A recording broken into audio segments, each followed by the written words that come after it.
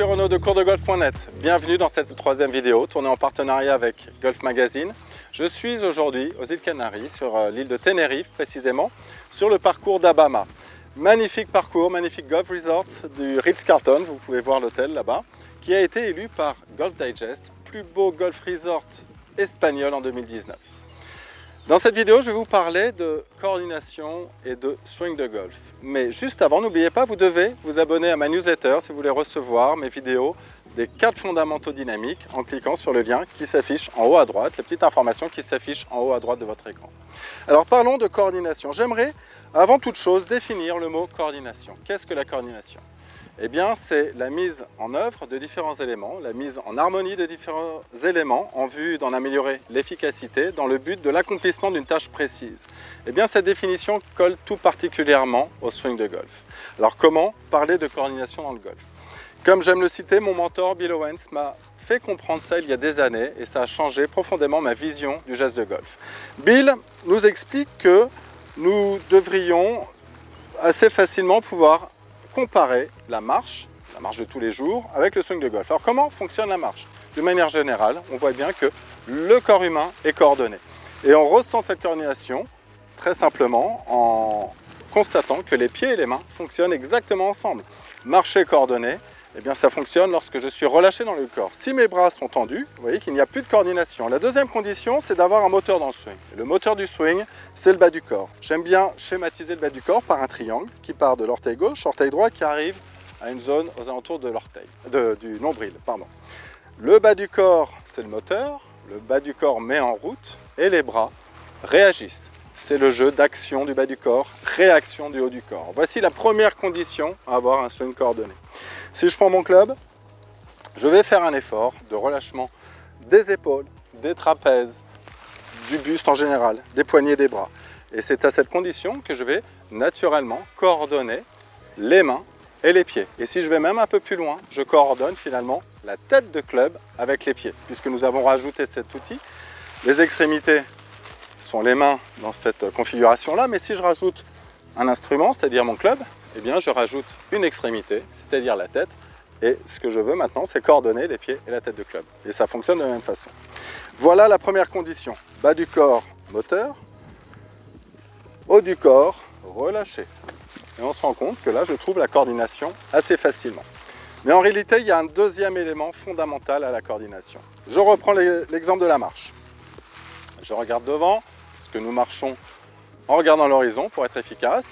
Vous voyez que là, je suis coordonné. Mais si vous regardez bien, je suis rythmé avec mes pas. Eh bien, je vais marcher à une certaine vitesse de rythme. Eh bien, il convient de swinger exactement à la même vitesse de rythme.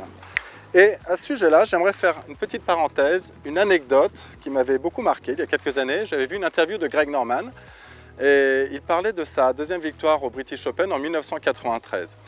Il était leader avec 1 ou 2 coups d'avance au départ du 15. Et puis, bon, il marchait vers sa balle. Et à un moment donné, il se tourne et puis il voit son caddie qui est 50 mètres derrière. Et là, il se tourne et puis il l'attend, il lui dit « Pourquoi tu te mets à marcher lentement ?» Et le caddie n'a pas accéléré du tout sa marche. Il a pris le temps d'arriver à sa hauteur. Il lui a dit « Tu sais, Greg, moi je marche à la même vitesse que depuis ce matin. En réalité, Greg, c'est toi qui marches plus vite. Donc moi, je te demande un truc, c'est que tu marches à ma vitesse. » Et Norman a réalisé qu'effectivement, par le biais d'excitation, l'adrénaline qui coule, il s'est mis à marcher plus vite. Et Greg a dit, bah, heureusement qu'il m'a fait marcher à la propre vitesse parce que j'aurais changé mon rythme de swing sur les derniers trous. Et changer un rythme de swing, ça peut amener à une décoordination, ça peut amener à une modification de la distance de son coup. Et il a publiquement remercié son caddie pour son professionnalisme et surtout pour avoir été vigilant à ça. C'est-à-dire que le caddie ne s'est pas adapté aux joueurs, c'est le caddie qui a demandé aux joueurs de rester dans le biorhythme du début de la journée. Pour bien comprendre cette notion de coordination, je vous propose 2 exercices. Le premier, c'est l'exercice que j'appelle l'exercice du double finish. Vous allez prendre votre position, normalement. Soyez juste vigilant à avoir le haut du corps détendu, avoir le grip précis mais léger. Et à partir de là, l'exercice du double finish consiste simplement à faire un finish de gaucher. Moi, je suis droitier, donc évidemment, si vous êtes gaucher, ce sera l'inverse. Je fais comme un finish de gaucher. De là, je laisse faire le club dans l'inertie de la gravité et je fais mon finish de droitier. Je recommence, finish de gaucher, finish de droitier. Et vous devriez ressentir petit à petit que les pieds et la tête de club s'entendent parfaitement bien au moment du passage au sol. Vous voyez que les pieds me permettent d'aller au finish de gaucher, je laisse revenir le club et je passe pour aller au finish. Et je ressens vraiment que la tête de club et les pieds s'entendent très bien. C'est le premier exercice, vous pourriez même taper des balles comme ça. Je vais en taper d'ailleurs une. Je me mets en place. Ce n'est pas un exercice facile parce que dans cette notion de backswing qui ressemble à un finish, on a tendance un petit peu à perdre de vue la balle. Donc vous allez peut-être avoir besoin de refaire cet exercice plusieurs fois avant de toucher la balle. On ne force pas, je laisse faire la vitesse de la gravité. Finish de gaucher. Laisse passer la balle, le club pardon, qui rattrape la balle. Et je garde mon finish de droitier. Et là j'ai d'ailleurs bien attrapé la balle et ça m'a donné une sensation assez évidente. Voilà le premier exercice qui va vous permettre de bien réveiller l'action moteur du bas du corps. Et le deuxième exercice, c'est l'exercice dit de la marche, qui est l'exercice phare de Bill Owens. Encore une fois, mon mentor, j'aime beaucoup le citer parce que cet homme a changé ma vie réellement. Et je tiens à le remercier et j'espère qu'il regardera cette vidéo. L'exercice de la marche est très simple, on va le faire de manière assez rapide. Vous mettez dans votre position de départ, je fais avec mon pied gauche un pas en arrière et les deux pieds ensemble.